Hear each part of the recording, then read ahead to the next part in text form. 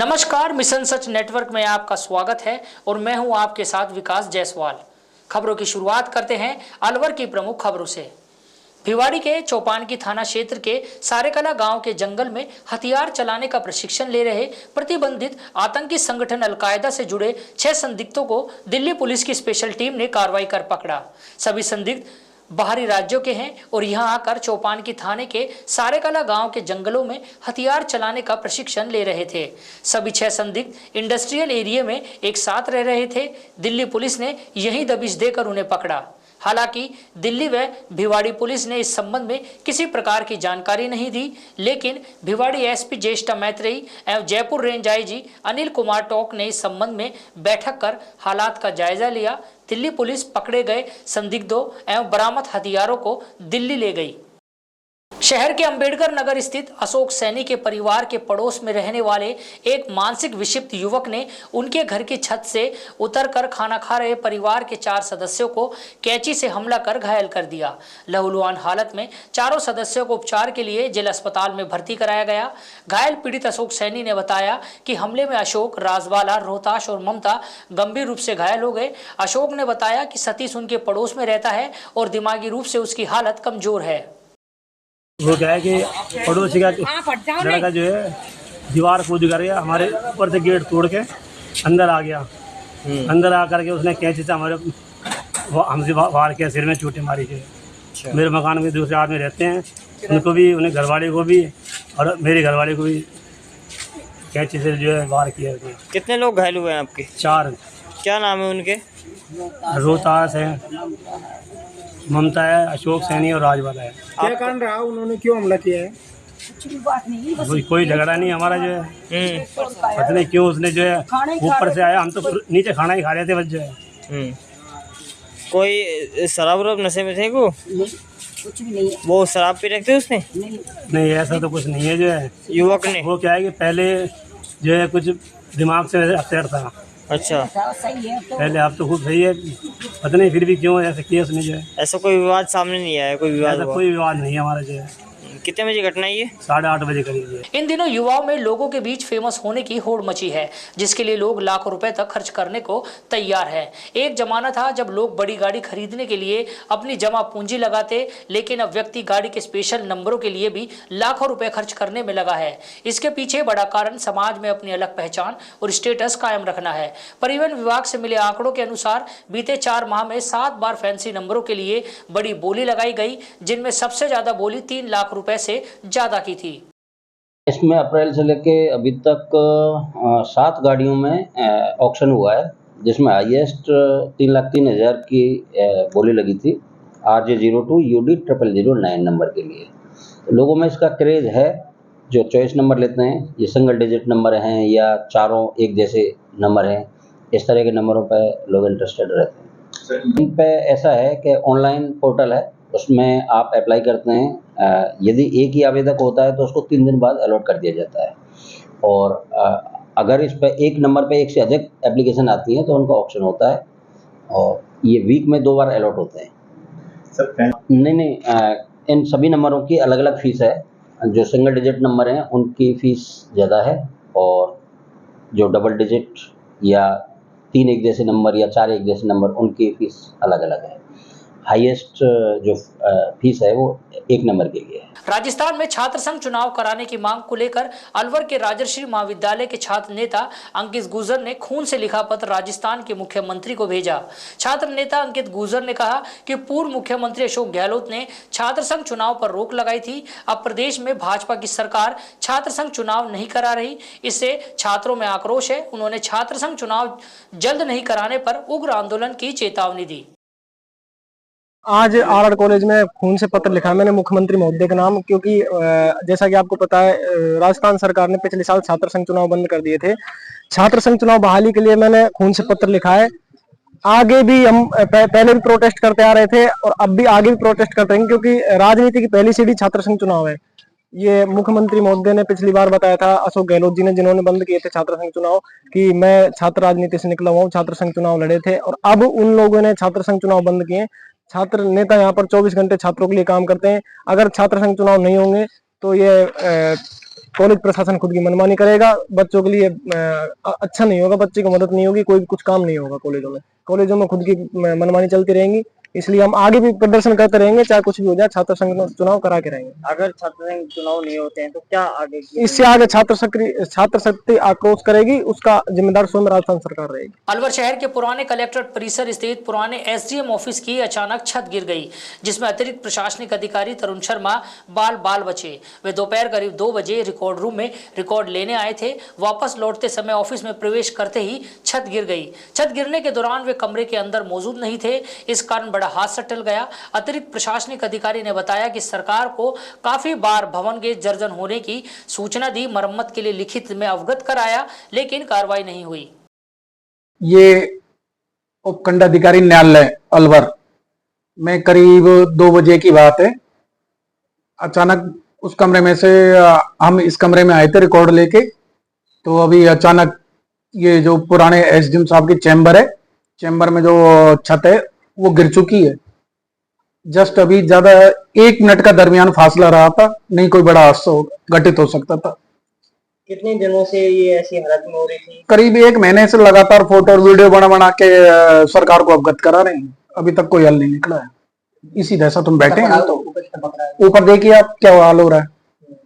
कभी भी बड़ा हादसा हो सकता है। हो रहा है लगातार, छोटा हो रहा है, लगातार अवगत करा रहे हैं, अभी तक कोई हल निकला नहीं है। पीडब्ल्यूडी मात्र मौका ही देखते जा रही है, अभी तक पीडब्ल्यूडी ने कोई काम नहीं किया है। अलवर शहर के 160 फीट रोड पर बने प्राचीन मंदिर को देर रात एक क्रेन ने टक्कर मार दी। इससे मंदिर की छत व दीवारें गिर गई। क्रेन चालक देर रात रोड का सुनसान होने का फायदा उठाकर वहां से फरार हो गया, लेकिन सुबह होते ही लोगों को मंदिर के टूटने का पता चला तो हंगामा खड़ा हो गया। बात पुलिस तक पहुंची तो क्रेन चालक की तलाश की गई। सीसीटीवी कैमरों के माध्यम से क्रेन चालक की पहचान हुई। पुलिस क्रेन मालिक को लेकर मौके पर पहुंची। क्रेन मालिक की ओर से उस स्थान पर पुनः मंदिर निर्माण कराने का भरोसा दिलाने पर लोगों का गुस्सा शांत हुआ। रात को मंदिर के जो अपने नमक होटल से और शहर की तरफ जाते हैं, जब रोड में मंदिर के टूटने की सूचना मिली थी, उस पर रात में तलाश किया गया तो ये क्रेन से टूटा था, जो हाइड्रा होती है उससे, उसका रात में पता की गई, पता चल गया और उसने गलती होना स्वीकार किया है और मंदिर बनाने का आश्वासन दिया है। जो अब कॉलोनी वासी और उनकी आपस में वार्ता हो चुकी है, वो मंदिर बनाने के तैयार है। आज रात्रि को 12 साढ़े 12 बजे के करीब किसी जेसीबी वाले ने इस मंदिर को तोड़ दिया। मौके पर पुलिस आई हुई है, आम लोग इकट्ठा हैं। आस्था से लोगों से जुड़ा हुआ मामला है, प्रशासन इसमें कार्रवाई कर रहा है और अभी मंदिर पुनर्निर्माण के लिए प्रशासन से आग्रह आम जनता का, और आम जनता जब भी शांत हुई तभी मंदिर वापस पुनर्निर्माण हो जाएगा। एक हाइड्रो आज रात्रि को एक हाइड्रो क्रेन द्वारा हमारा शिवालय का जो मंदिर है वो ध्वस्त हो गया, तो उसके लिए पूरा समाज मोहल्ला इकट्ठा हुआ है और हम ये चाहते हैं कि प्रशासन से भी निवेदन है कि हमारा ये जो मंदिर है यथास्थिति जो पहले था, जहाँ पर था वहीं दोबारा से उसके मंदिर की प्राण प्रतिष्ठा करवाई जाए, जिससे कि हमारे आसपास हमारे कॉलोनी वासियों की आस्था का ध्यान रखते हुए पूर्ण मंदिर का निर्माण करवाया जाए। हमारे कॉलोनी वासियों को सबसे सब यही मांग है। कौन सा मंदिर था ये, कहाँ पे स्थित है ये? शिव मंदिर 160 फुट रोड पर गोयल हॉस्पिटल के बिल्कुल सामने मंदिर मध्य में बना हुआ था रोड के। वो पुराना प्राचीन मंदिर है, ये आज का नहीं है।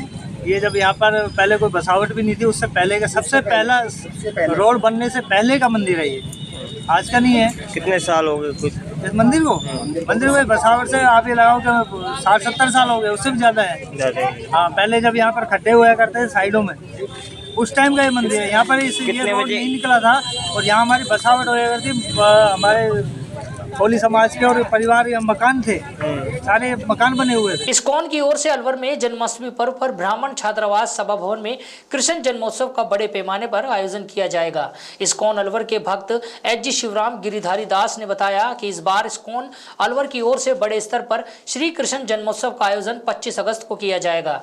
यह कार्यक्रम ब्राह्मण छात्रावास सभा भवन में दोपहर 2 बजे शुरू होगा। कार्यक्रम में कीर्तन, कथा, अभिषेक, आरती तथा प्रसाद वितरित किया जाएगा। सभी कार्यक्रम रास परायण दास प्रभु इस्कॉन वृंदावन के सानिध्य में संपन्न होंगे। उन्होंने बताया कि अलवर में इस्कॉन की शुरुआत पिछले वर्ष इस्कॉन वृंदावन के भक्तों की ओर से की जा चुकी है। इसके तहत शनिवार तथा रविवार को कार्यक्रम करने के अलावा प्रमुख वैष्णव त्योहार भी बड़े स्तर पर मनाए जाते हैं। अब चलते हैं जिले की ग्रामीण खबरों की ओर। विराट नगर पालिका क्षेत्र में सर्व समाज द्वारा बांग्लादेश में हिंदुओं पर हो रहे अत्याचार के विरोध में विरोध प्रदर्शन किया गया। गौरतलब है कि हाल ही में बांग्लादेश में हुई राजनीतिक अस्थिरता और सत्ता परिवर्तन के बाद हिंदुओं पर लगातार हमले हो रहे हैं, मंदिरों को तोड़ा जा रहा है, हिंदू बहन बेटियों के साथ दुर्व्यवहार व दुष्कर्म की घटनाएं हो रही हैं।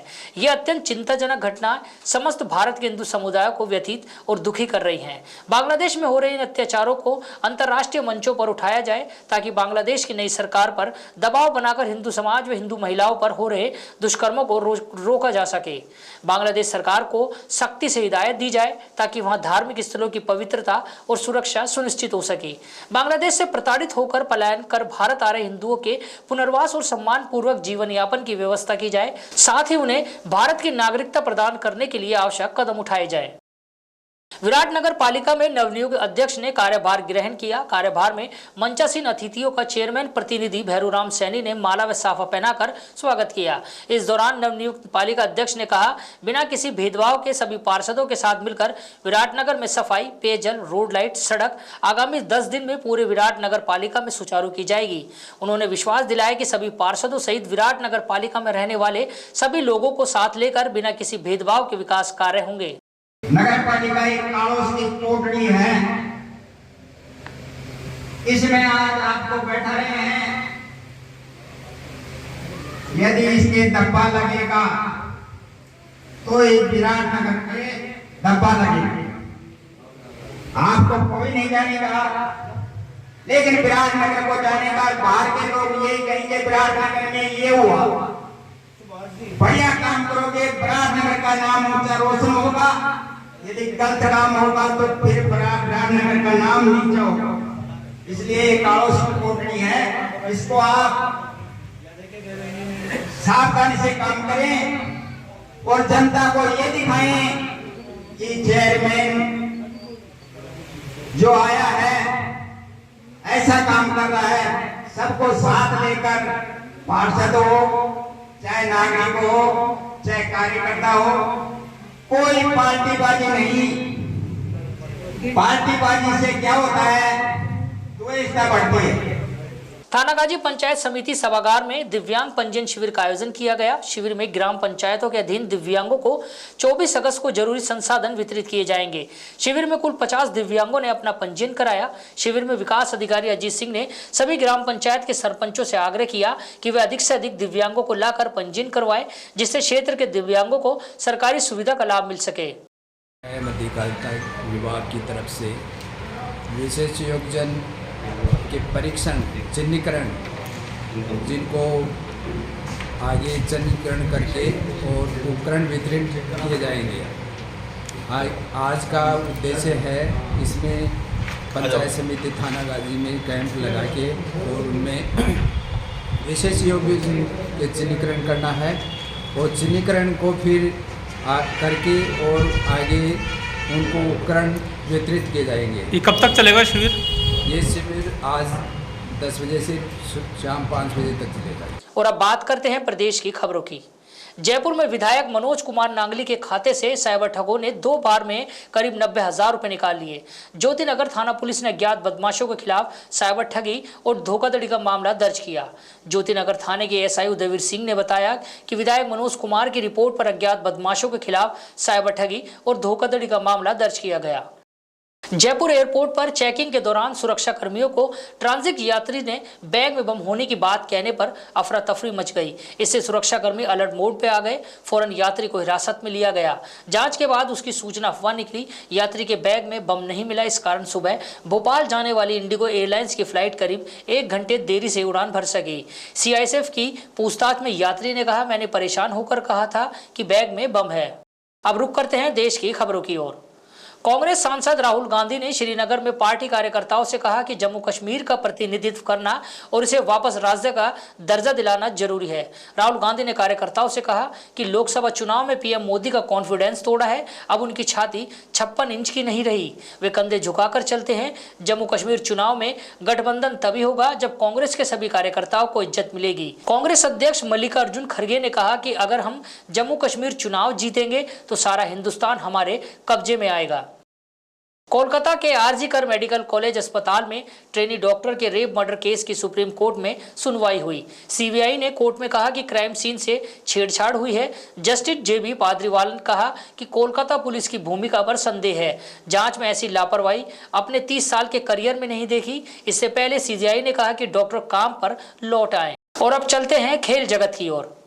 जॉर्डन के अम्मान में चल रही अंडर 17 वर्ल्ड कुश्ती चैंपियनशिप 2024 में 4 महिला पहलवानों ने फाइनल में पहुंचकर अपना मेडल पक्का किया।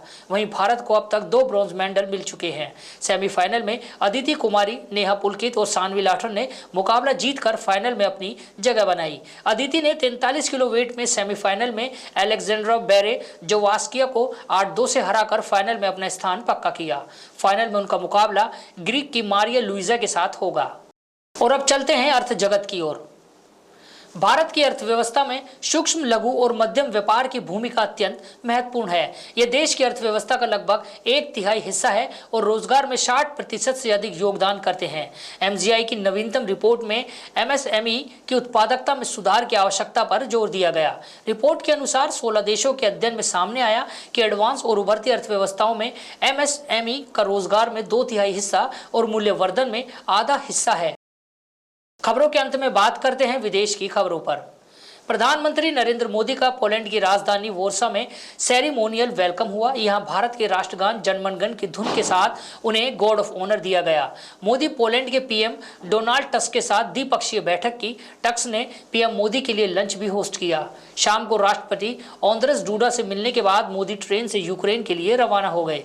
इससे पहले PM मोदी ने बुधवार रात भारतीय मूल के लोगों को संबोधित कर कहा कि 45 साल बाद कोई भारतीय PM पोलैंड आया है। सिनसिनाटी के मेयर आफ्ताब पुरेवाल ने कहा कि अगर उपराष्ट्रपति कमला हैरिस राष्ट्रपति चुनी जाती हैं तो देश की प्रगति जारी रहेगी। तिब्बती और भारतीय मूल के पुरेवाल ने शिकागो में डेमोक्रेटिक नेशनल कन्वेंशन में यह बात कही। पुरेवाल सिनसिनाटी ओहायो के पहले एशियाई अमेरिकी मेयर हैं। पुरेवाल ने कहा कि नेतृत्व दिखता है कि अब खोखले वादे नहीं बल्कि ठोस प्रगति होगी। आज की खबरों में बस इतना ही। नई खबरों के साथ फिर मिलेंगे। तब तक के लिए दीजिए मुझे इजाजत। नमस्कार।